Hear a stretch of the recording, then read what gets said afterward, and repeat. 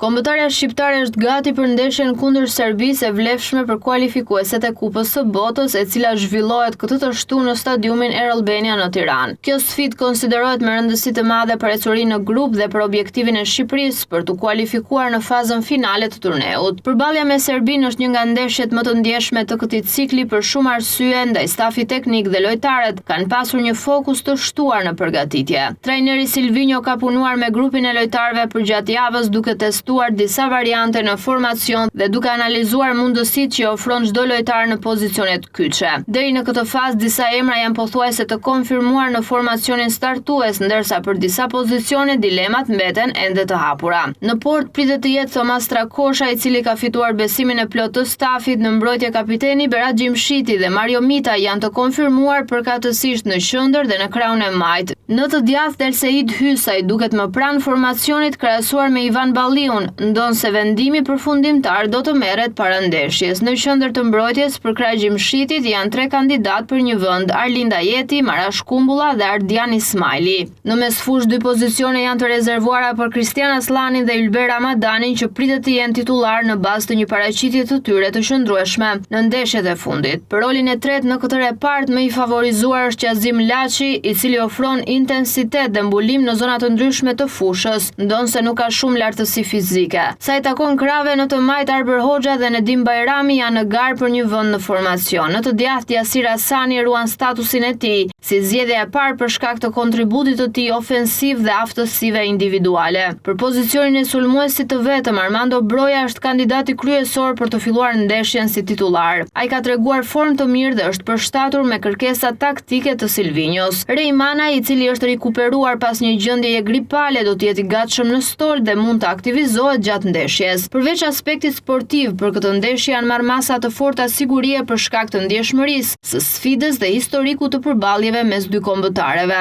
Rreth 2000 forca sigurie janë angazhuar për fshirnjësi të specializuara dhe strukturuara të antiterrorit. Autoritetet kanë kërkuar bashkëpunim nga tifozët dhe një sjellje korrekte në përputhje me standardet e FIFA-s dhe UEFA-s. Trajneri Silvinho dhe skuadra do të kërkojnë të marrin një rezultat pozitiv që do t'i mbajë gjallë shpresat për kualifikimin në Kupën e Botës.